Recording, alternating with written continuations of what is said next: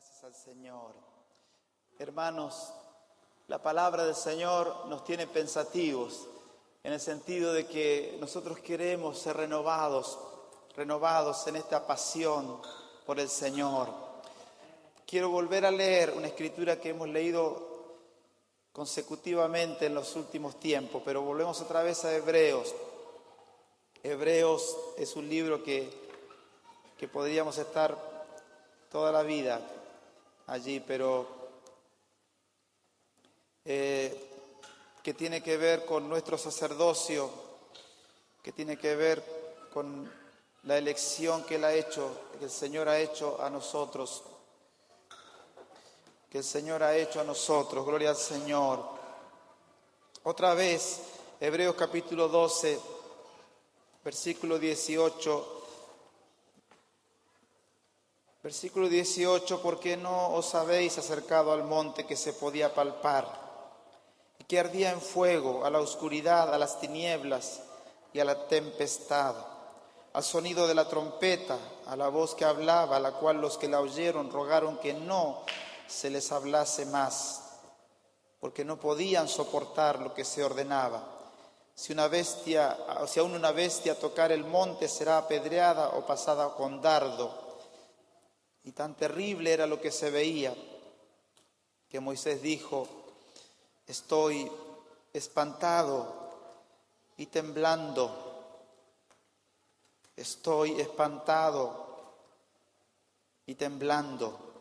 sino que os habéis acercado al monte de Sión, a la ciudad del Dios vivo, Jerusalén la celestial, a la compañía de muchos millares de ángeles, a la congregación de los primogénitos que están inscritos en los cielos, a Dios el juez de todos, a los espíritus de los justos hechos perfectos, a Jesús, el mediador del nuevo pacto, y a la sangre rociada que habla mejor que la de Abel. Aleluya. La sangre rociada que habla mejor que la de Abel. Una descripción de lo que fue la manifestación de la gloria de Dios en el monte Sinaí, aquel monte donde Dios se manifestó, ese monte donde la presencia de Dios, diríamos así, transitoriamente estuvo, pero donde ellos pudieron ver palpablemente, de tal manera que era tan grande, tan impactante la escena, que dice que Moisés dijo: estoy espantado y temblando. Esta era la manifestación de la presencia de Dios, de la gloria del Señor. Pero dice la Escritura, pensando en esa imagen espectacular, dantesca, una imagen abrumadora, dice el escritor de los Hebreos, eso era espectacular, era algo sublime, era de temer. Pero ustedes no se acercaron a ese monte, ustedes se han acercado a otro monte, dice el versículo 22, sino que os habéis acercado al monte de Sión, la ciudad de Dios, la ciudad del Dios vivo. Aleluya. El monte de Sión es la habitación del Señor. Aleluya, es donde Él mora. Él dijo: yo estoy con vosotros todos los días hasta el fin. Jesús dijo: donde hay 2 o 3 congregados en mi nombre, yo estoy ahí en medio de ellos. La presencia del Señor es real hoy en nosotros. Y nosotros nos hemos acercado a esta ciudad, a este monte, que es la Jerusalén celestial, que es la novia del Señor, que es esta esposa por la cual el Señor pagó un precio. Él pagó un precio. Y eso queremos enfatizar hoy, el pago de un precio. El pago del precio que hizo posible la redención. Dice esta escritura que usted y yo estamos en la congregación de los primogénitos. No es cualquier gente la que está aquí, aunque usted puede mirar humanamente y decir todos mis defectos y puede encontrar todos los defectos en algún otro hermano. Pero dice esta escritura que usted no está entre cualquier gente. Esta no es cualquier gente, cualquier persona que está al lado suyo. Es la congregación de los primogénitos que están inscritos en los cielos. Estos que están aquí, que son tus hermanos, son los que están inscritos en los cielos. No son tu vecino que no conoce a Dios. No son tu pariente más cercano y más amado que no conoce a Dios. Estos que están aquí son las personas de mayor importancia en tu vida. Estos son los redimidos. Estos son los que han sido comprados. Estos son los que el Señor ha pagado un precio por ellos. El mismo precio que pagó por tu vida, la pagó por tu hermano. Oh, gloria al Señor.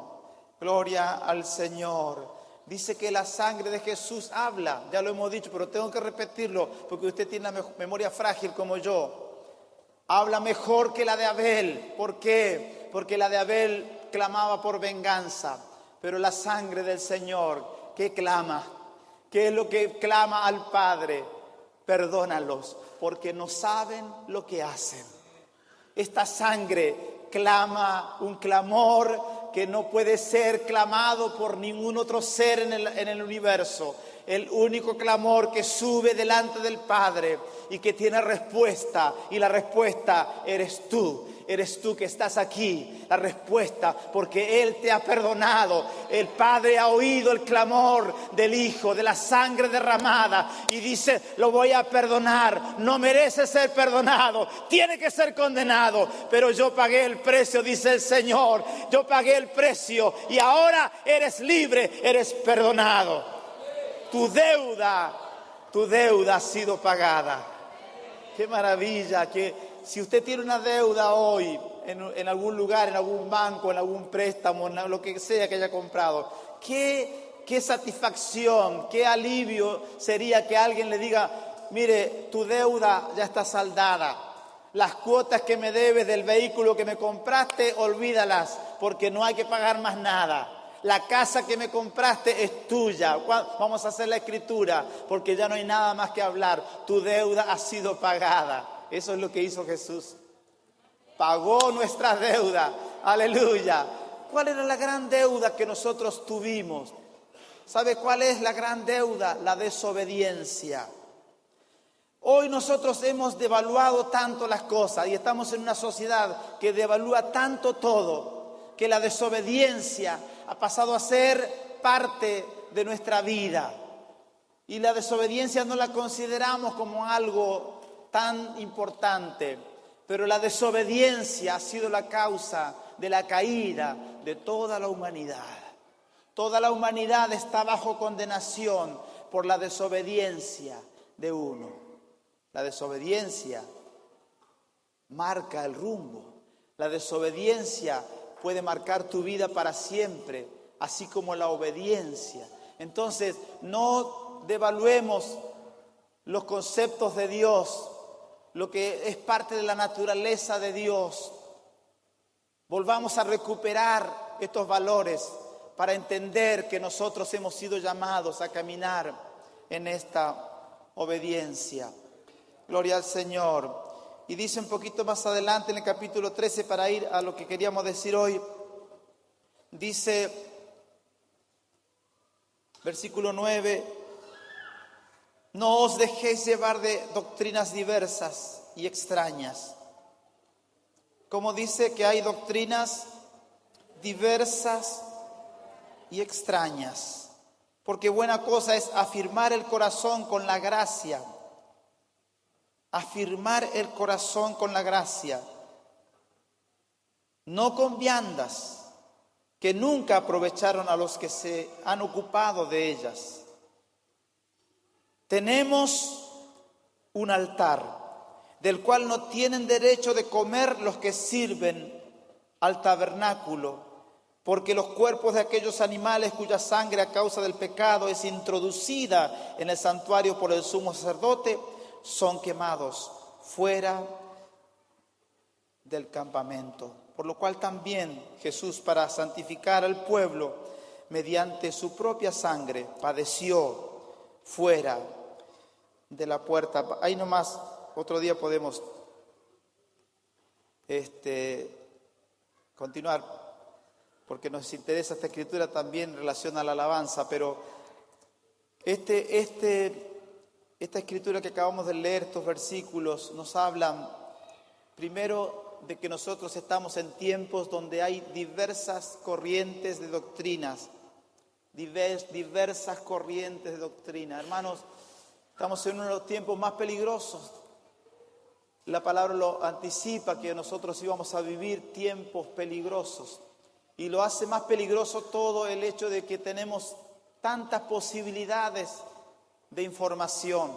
Usted me escucha a mí aquí por una hora, un poco más, pero usted tiene toda la semana para escuchar a cientos de predicadores si quiere, para escuchar por televisión, por internet. Usted puede escuchar de lo peor a lo mejor. Puede llenar su cabeza y su corazón de mucha información. Por eso es pertinente esta advertencia, es oportuna. No se dejen llevar por doctrinas diversas. Tengamos cuidado, hermanos. No seamos crédulos. No pensemos que la sabemos todas y que a mí nadie me va a vender el obelisco. Capaz que ya se lo vendieron, usted fue a Buenos Aires y le hicieron conocer 4 obeliscos. El taxista dio la vuelta por la diagonal norte, un obelisco. Fue por la otra, agarró por Corriente, otro obelisco. Hermano, el engaño nunca es evidente, siempre es suspicaz, siempre está disfrazado de verdad. Tenemos que tener cuidado. Amén. Por eso buena cosa, dice, es afirmar el corazón, porque estos hebreos estaban puestos en duda de qué hacer, si seguir con el judaísmo, si seguir con toda la ley y todos sus sacrificios, o venir a la gracia del Señor. Afirmar el corazón en la gracia, no con viandas, y describe ahí algo que era parte del ritual, de lo que Dios había establecido, pero que había pasado a ser algo vano, algo que no tenía sentido. Mire lo que dice el versículo 10, que es el versículo que quería subrayar y pasar a otra cosa. Dice, nosotros ahora no solamente nos hemos acercado a un monte, no solamente estamos en la ciudad de Dios, en la Jerusalén celestial, en la Sión. Dice que no solamente que tenemos ahora nosotros un lugar, pero también dice la Escritura que tenemos un altar. Es un altar que el Señor ha provisto, que no es el altar del tabernáculo, que no es aquel altar del holocausto que ya hemos visto aquí en la imagen, donde los levitas sacrificaban animales, donde se hacían tantos sacrificios.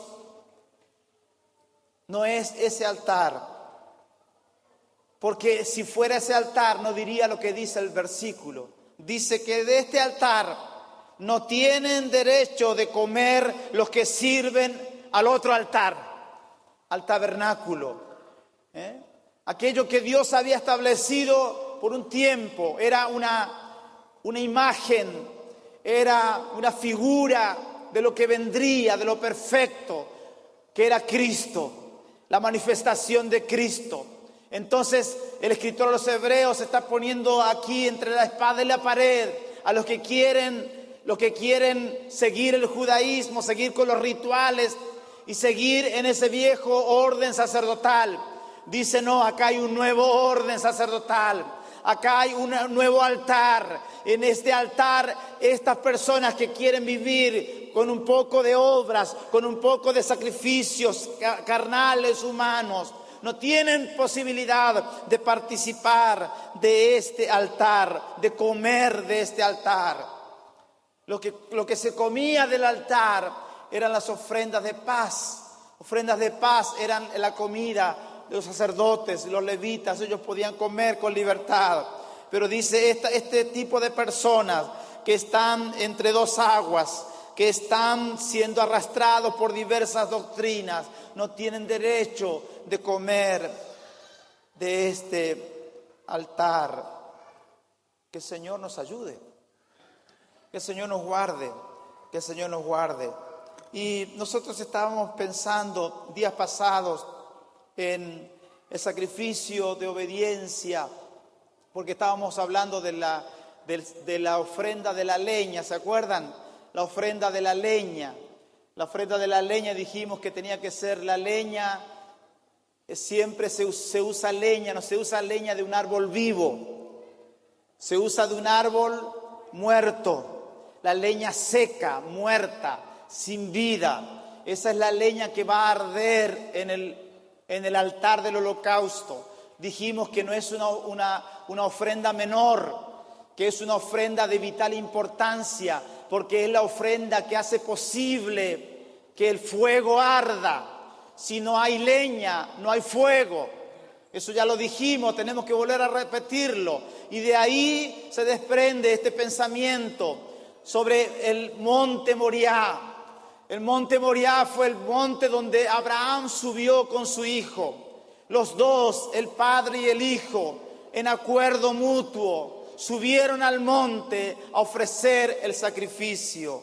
Eso es un tipo también del Padre y el Hijo, de Dios y Cristo, que voluntariamente se ofreció. Él dijo, nadie me quita la vida a mí, yo la pongo en sacrificio, yo la ofrezco. Aleluya, gloria al nombre del Señor. Entonces, lo que miramos ahí fue esa obediencia de Abraham ante la demanda del Señor. Y dijimos que esta ofrenda era una ofrenda que Dios le había demandado a él. Él tenía que responder en obediencia a lo que Dios le pedía. Dios pide cosas, Dios pide, y cuando Dios pide, el oferente tiene que responder y doblegar sus deseos, sus caprichos, sus apetitos, todo lo que Él es, doblegarlo ante la demanda del Señor, ofrecer en sacrificio. Gloria al nombre del Señor. Y estuvimos en un incidente donde David había cometido un pecado, porque trajo sobre el pueblo un juicio de Dios, trajo un juicio destructivo. Lo leímos, lo compartimos, pero hoy queríamos continuar con este pensamiento en Primera de Crónicas, en el capítulo 21. En Primera de Crónicas, el capítulo de 21, otra vez, Dios le dio a David la posibilidad de escoger 3 años de hambre, 3 meses de ser derrotado por los enemigos o 3 días de la espada del Señor.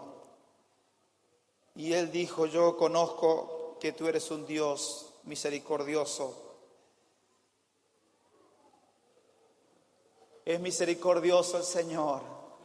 Aleluya. Por eso David dijo, yo en manos del enemigo no quiero caer, prefiero caer en manos de Dios. Aunque horrenda cosa, dice la palabra, es caer en manos del Dios vivo, pero siempre va a ser mejor que caer en manos del enemigo. Entonces, se relata aquí, estaba mirando hoy la Escritura, y claro, porque uno dice, pero un censo puede traer tanto problema, puede traer tanta mortandad, 70,000 muertos, 70,000 muertos. Entonces, mirando la Escritura, encontré que la deuda que estaba tratando de pagar, aquí David, cuando empezó en la negociación con Ornán, el dueño de este terreno, Él trató de pagar con sacrificio al Señor, porque el Señor le dijo, mira, vamos a resolver esto, vas a hacer un holocausto, vas a dar algo para mí, para que este pecado sea perdonado. Pero encontré en la Escritura que había una reglamentación para el censo. No era que no se podía hacer censo. Lo primero que dijimos es que David dejó de confiar en el Señor y no era necesario que él cuente cuánto tenía, porque ese contar cuánto él tenía estaba haciendo que el Dios que él adoraba, el Dios que él proclamaba, quede reducido, porque la confianza en Dios entonces estaba siendo puesto en tela de juicio. Entonces, el censo era algo que era posible de hacerlo. Pero mire qué interesante lo que dice en Éxodo capítulo 30. Éxodo capítulo 30.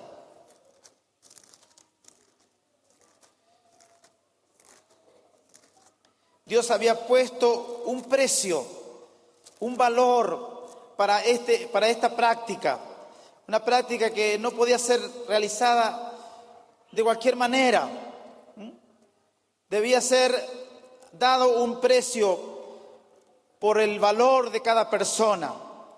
Medio ciclo de plata por cada persona.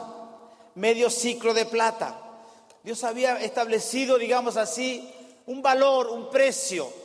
Y parece que una de las cosas que dejó pasar por alto David, porque este precio, este valor de este medio ciclo de plata, de este metal, que habla de la redención también, que habla de esa limpieza que el Señor nos ofrece, de la justicia de Dios en nosotros.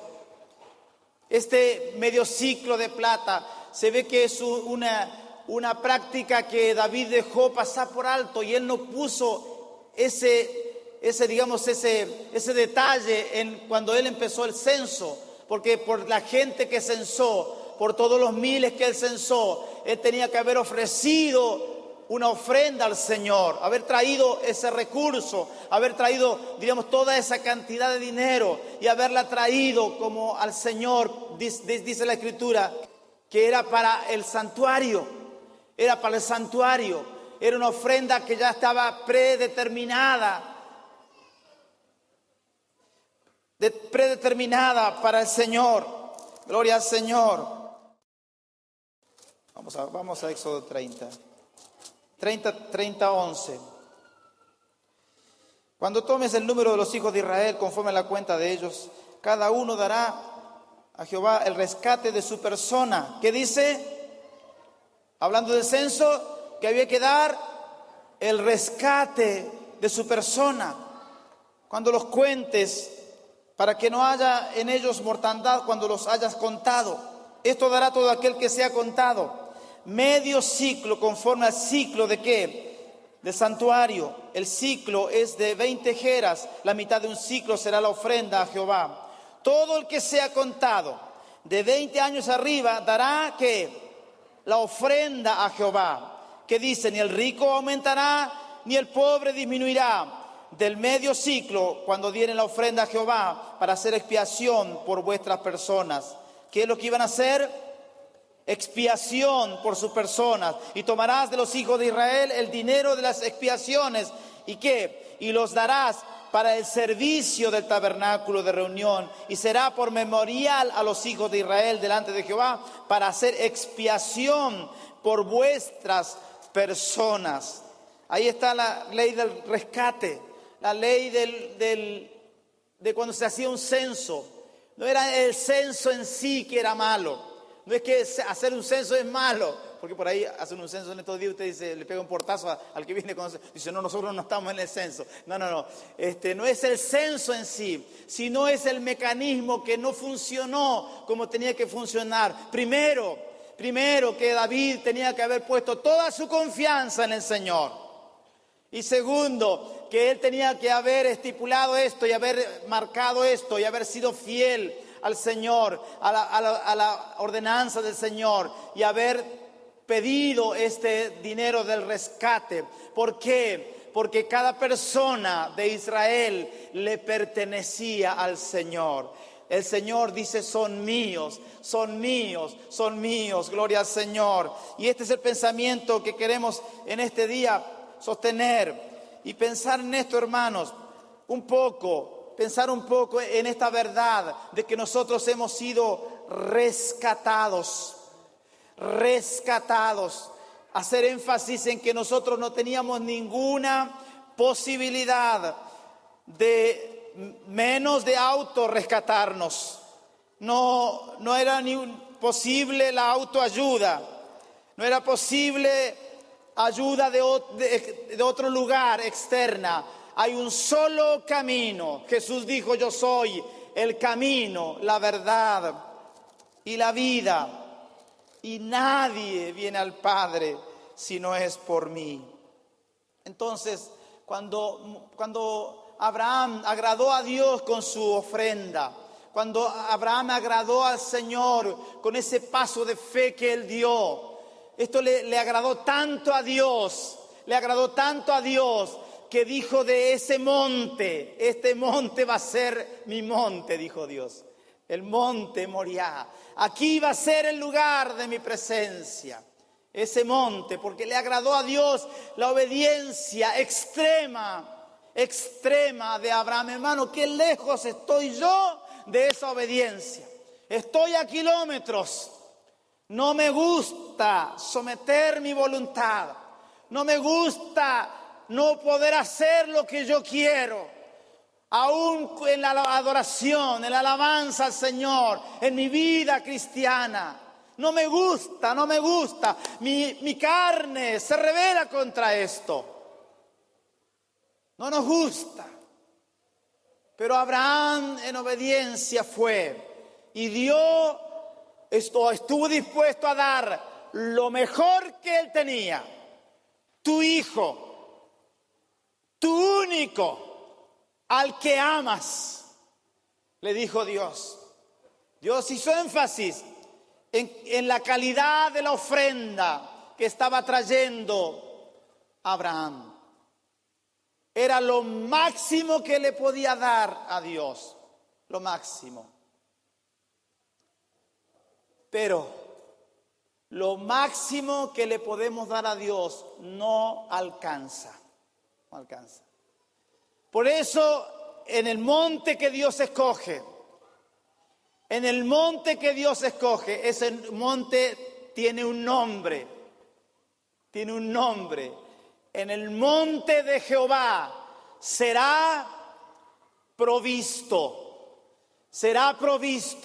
¿Cuál es el mecanismo que funciona ahí? Es que el que va a ofrecer, el oferente, el adorador, el alabador, el del grupo de alabanza, el músico, usted, el que alaba al Señor con su vida, viene a ese punto y ofrece todo lo que puede, pero Dios dice, lo que tú ofreces no alcanza. Entonces yo pongo ahí un carnero trabado en un zarzal para que tu ofrenda que no alcanza, ahora sí me satisfaga. Porque esa ofrenda la proveo yo, dice el Señor. ¿Entendió o no? Empiezo de vuelta. Ese carnero trabado en el zarzal, ¿quién es? Cristo. Cristo es el carnero trabado en el zarzal que hizo la ofrenda perfecta, que hizo que este altar al cual nosotros tenemos ahora sea acepto delante del Padre. Moriah es el lugar de la provisión del Señor. Y nosotros hemos tomado, especialmente nosotros, en el movimiento, porque nosotros estamos en el movimiento cristiano y misionero, y nosotros estamos ya por años en el movimiento. Y siempre hemos hecho énfasis que Jehová proveerá, está bien, que en el monte de Jehová será provisto. Y el otro día yo ya lo dije, pero tengo que volver a decir, hermanos, esta provisión de Dios está ligada con la adoración. Porque subió Abraham al monte, dice, vamos a subir, adoraremos y volveremos. Esa es adoración. Tenemos que enfatizar en eso porque se ha devaluado también la adoración. Hoy nosotros tenemos un modelo de adoración en nuestra mente que no existía, por lo menos cuando yo era chico, ¿no? No existía. Usted dice, va a haber un evento de alabanza y adoración. Y ya usted ve muchas luces, grandes equipos, ¿cierto? Muchas cositas, humo, porque hay que hacer un ambiente como del monte de Sinaí. No, una cosa así. Mucho humo, ¿cierto? Y el cantante que viene es famoso. Y hay que pagar. Ese es el concepto que tenemos de adoración. Pero en la Biblia nosotros entendemos que el Génesis es el libro de los comienzos, de los principios. Todo lo que está en Génesis es como la base de lo que va a ocurrir en la historia de la humanidad, en la historia de Dios en la tierra. Esta es la historia de Dios. Estos son los adoradores. Por eso Jesús le dice, mira, viene una hora cuando no será ni en este monte, ni en el otro monte, ni en ningún monte, sino que los verdaderos adoradores adorarán al Padre en espíritu y en verdad. Y a estos es a los que Dios busca. Dios está buscando adoradores que suban al monte, determinados a dar lo mejor. ¿Qué es lo mejor? Mi hijo dice que nadie me lo toque. Bueno, Dios le indicó a Abraham, tu hijo, tu único. Pero el único, dice usted. Bueno, ese único. Lo que sea, nuestra propia vida, nuestra existencia, cómo nos cuesta consagrarla a Dios. Cómo nos cuesta consagrarnos a Dios. Pero mirando en Primera de Crónicas este incidente, vemos a David en una negociación con Ornán. ¿Y sabe qué? Esta propiedad de Ornán, donde él es propietario por herencia, un jebuseo, los jebuseos que vivían en la ciudad de Jebús, que después fue Jerusalén. Estos jebuseos eran cananeos, eran ajenos del pacto, eran ajenos a los planes de Dios para su pueblo. Pero sin embargo, este jebuseo muestra unas características interesantes. Pero mire qué interesante, porque este monte, vamos a leer en 2 de Crónicas capítulo 3, versículo 1. 2 de Crónicas 3, 1. Dice, comenzó Salomón a edificar la casa de Jehová en Jerusalén. Este es el hijo de David, Salomón. En el monte de ¿cuál? Moriah, que había sido mostrado a David su padre, en el lugar que David había preparado. ¿En dónde? En la era de Ornán el jebuseo. ¿Vio? Este lugar era el monte Moriah. Este lugar geográfico no era cualquier lugar donde ahora estaba ocurriendo esta desgracia y donde Dios estaba ofreciendo la posibilidad de un rescate, de una salida de victoria. Este era el lugar escogido por Dios a causa de Abraham, que dice aquí en 2 de Crónicas capítulo 3 versículo 1, que Salomón también recibió esta herencia, esta directiva. Acá hay que construir. En la era de Ornán, en el monte Moriah, donde se ofreció aquel sacrificio perfecto, aquella provisión del carnero trabado en el zarzal. Cristo de la gloria, que entregó su vida por nosotros en la cruz del Calvario, ha venido a ser la ofrenda perfecta, el precio cabal, como dijo David. Yo pagaré su cabal precio. Aleluya. Por eso empieza esta negociación aquí, que yo pago. dice David. Y Ornán dice, yo lo doy todo, dice. Y el otro dice, esto parece un partido de truco. Dice, que yo pago, dice. El otro dice, yo doy todo, dice. Y entonces entra Dios y dice, ni usted paga, ni usted pone todo, acá el que pone soy yo. El perfecto sacrificio, la perfecta provisión, porque Dios dice, este monte es mío, y en este monte se ha dicho que Jehová proveerá. Jehová Jireh, Jehová proveerá, en el monte de Jehová será provisto. Dios no acepta nada de nosotros, nuestra humanidad, nuestra carnalidad, nuestros apetitos carnales, nuestras ambiciones aún espirituales disfrazadas de espiritualidad. Dios no acepta nada de eso. Dios dice, yo quiero que me des todo lo que yo te doy. Todo lo que yo he puesto en ti, mi naturaleza, mi vida que está en ti, que fluya y suba delante de mi presencia. Todo lo que es carne a Dios no le agrada. Por eso dice Romanos capítulo 12, versículo 1, presentar nuestros cuerpos como sacrificio ¿qué? Vivo. Sacrificio vivo, pero que hay que matar. Vivo. Cuando usted viene al Señor, usted viene con todo lo suyo, con toda su vida hecha, con todas sus emociones alineadas al mundo. Pero viene a Cristo y empieza a entender que todo eso no sirve, que ahora usted tiene que empezar a vivir en novedad de vida, en novedad de vida. Gloria al nombre del Señor. Por eso, en el capítulo 22 de Primera de Crónicas, cuando estamos ahí, en el versículo 1, dice que David dijo,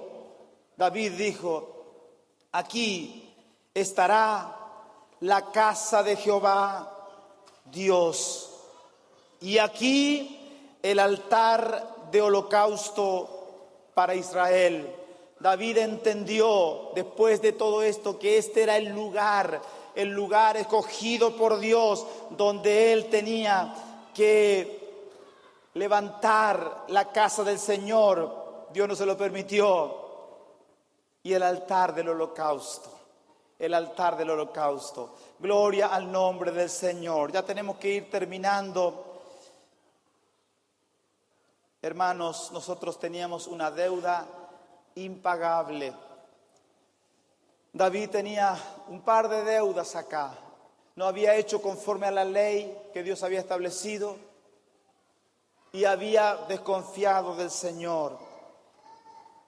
Y mire qué interesante, porque en este lugar de la presencia del Señor, dice que el capítulo 21 de Primera de Crónicas, donde estábamos, Primera de Crónicas 21,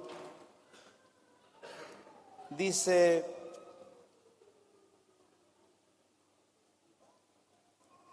entonces, ya leímos todo esto, pero es interesante, ¿no? Es interesante. Versículo 23, Ornán respondió a David, tómala para ti y haga mi señor el rey lo que bien le parezca. Y aún los bueyes daré para el holocausto, los trillos para la leña y trigo para la ofrenda. Yo lo doy todo. Entonces el rey David dijo a Ornán, no, sino que efectivamente la compraré por su justo precio, porque no tomaré para Jehová lo que es tuyo, ni sacrificaré holocausto que nada me cueste. Paremos un poquito acá para pensar un poquito sobre esta parte, aunque ya la hemos pensado en el libro de Samuel, pero mire, acá hay un debate, ¿cierto? Un debate, pero hay una propuesta de Ornán. Ya dijimos de la importancia que tiene esto, del versículo 23. Ornán ofreciendo sus elementos de supervivencia, sus herramientas de trabajo, su confianza. ¿Cuál es tu confianza? ¿La empresa? ¿La municipalidad? ¿Cuál es tu trabajo? ¿Esa es tu confianza? ¿Eso es de lo que dependes o dependemos del Señor? Ornán dijo, estos elementos que me sirven a mí para generar recursos, yo lo ofrezco todo. Y hoy Dios no te pide que le des todo de lo que tienes, pero Dios no quiere que el corazón esté allí. Por eso es que nosotros tenemos que tener determinación de corazón para no tener nuestro corazón en las cosas. Ornán dice aquí, estaba dispuesto a desprenderse absolutamente de todo. Ya lo dijimos el otro día, pero tenemos que volver a repetirlo, porque estamos en un mundo donde se te generan necesidades que no tienes,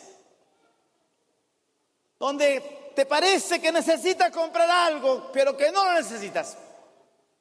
Porque te lo ofrecen y te bombardean con la propaganda hasta que te vencen. Llame ya, y llama.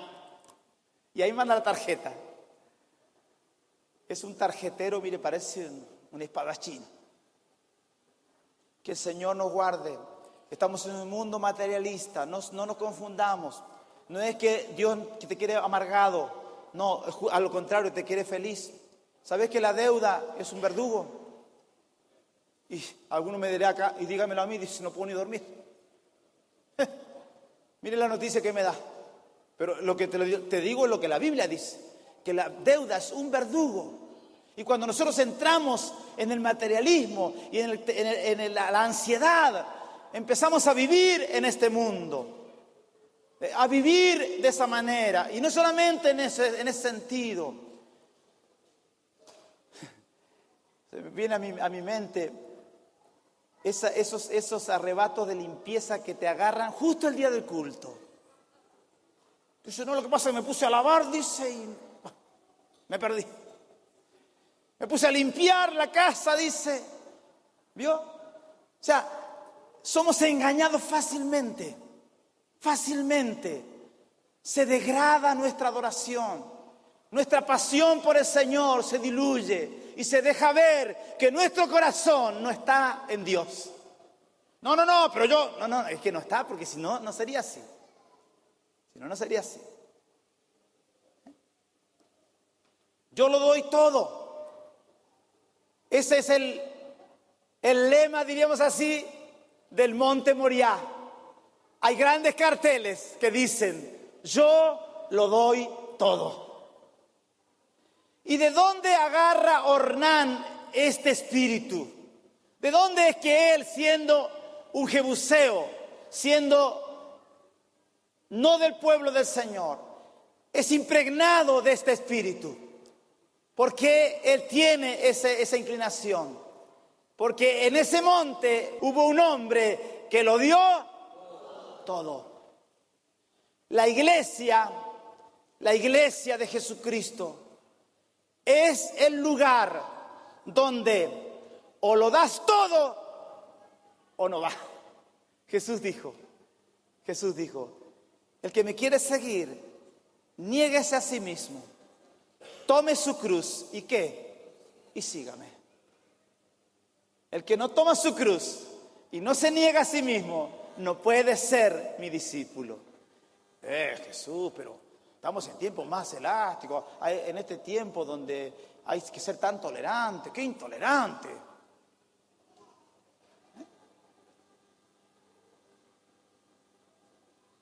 Y algunos estamos acá por años, por años en el monte, impregnándonos de esto, de hay que dar todo, aquí hay que dar todo. El pastor te dice hay que dar todo y a nosotros ni noticia. Nos falta uno que dice, mire, a mí si me quiere sacar bueno, no me apure, dice.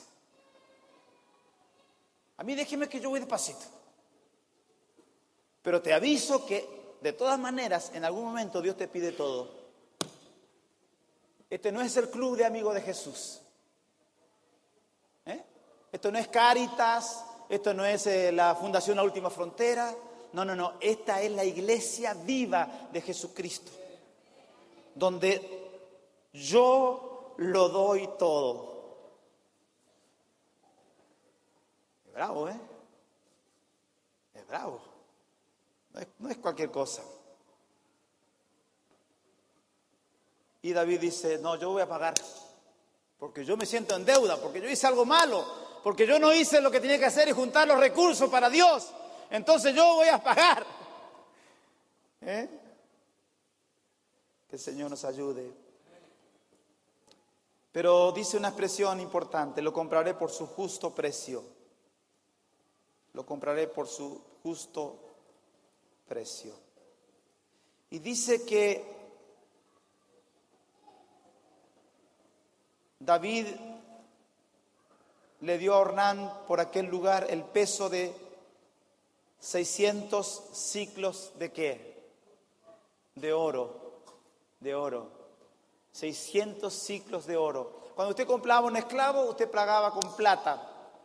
Se pagaba con plata. Pero acá David cambia la modalidad, dice voy a pagar con oro. Con oro. ¿Por qué? Porque el oro representa la naturaleza del Señor, la vida de Dios en nosotros. Eso es el oro. Y dice David, yo voy a pagar con oro. Y mire qué interesante, ya ahora sí terminamos. Edificó allí David un altar a Jehová, en él ofreció holocaustos y ofrendas ¿de qué? De paz. ¿Qué ofrenda ofreció? De paz. Ofreció holocaustos por el pecado, por la maldad, por lo que había cometido, pero también trajo ofrendas de paz. E invocó a Jehová, quien le respondió por fuego desde los cielos en el altar del holocausto. Vino el juicio de Dios sobre el animal que él ofreció, así como Cristo fue ofrecido en el altar. Y la ira de Dios se descargó sobre él. Y hubo un intercambio. El que tenía que morir era David. Los que tenían que morir era todo el pueblo en realidad, porque 3 días de mortandad iban a ser fatales. Si en un momento 70.000 murieron, imagínense, no iba a quedar ni el rastro de Israel. Pero Dios tuvo misericordia y se hizo un intercambio. Y en el intercambio el animal que estaba sobre el altar fue calcinado por Dios. Fuego del cielo vino sobre él. Pero había ofrendas de paz. Y David ofreció las ofrendas de paz. Las ofrendas de paz eran las únicas que se podían comer. Y hablan de la recuperación de la comunión con el Señor. Paz. Tenemos paz para con Dios. Él ha hecho la paz que de 2 pueblos hizo uno. Él es la paz que derribó todo muro. Él es nuestra paz. Tenemos paz con Dios. Mis pecados ya borrados son. Han sido echados en el fondo del profundo mar. Ahora estoy en paz con Dios. Bendito sea el nombre del Señor. Porque este monte Moriah es el monte donde usted recupera la paz. Aleluya. Algunos han recuperado tanto la paz que cada vez que vienen al culto duermen. Es como si dijeran muchos amenes. Muchos amenes. Pero hay una paz que sobrepasa todo entendimiento. Gloria al Señor. Espero que usted me está entendiendo y usted está dando valor al sacrificio de Cristo. Escúcheme, dice yo lo doy todo, dijo Ornán. Pero Jesús dijo, no, yo lo doy todo. ¿Fue así o no? Jesús lo dio todo. Y si Él lo dio todo, ¿por qué nosotros no podemos darlo todo? Si es un intercambio, Él pide eso de nosotros. Aleluya. Oramos al Señor. Dice Romanos 6:23. Porque la paga del pecado es muerte. Mas la dádiva de Dios es vida eterna en Cristo Jesús, Señor nuestro. La paga del pecado era muerte. Era muerte. Para nosotros era muerte. Y es muerte todavía para los que no se han arrepentido. Pero dice que la dádiva, el regalo de Dios, el don inmerecido de Dios, es vida eterna en Cristo, es vida eterna en Cristo. ¿Y qué dijo Juan el Bautista cuando lo vio a Jesús? Cuando lo vio a Jesús, dice, ahí está mi primo, primo. No dijo así. ¿Qué dijo? He aquí, ¿quién? El Cordero de quién. Pensemos un poquito. Lo hemos dicho 1000 veces, millones de veces de la escuela dominical, me taladraba la cabeza ya. Pero pensemos un poquito. He aquí el Cordero de quién. De Dios. No es tu Cordero, no es tu justicia, no son tus excusas, no son tus justicias que te cubren para cubrir tu imperfección. Este es el Cordero de Dios. Vamos a decir todos, de Dios. Otra vez, de Dios. Aleluya, aleluya. Es el Cordero de Dios que quita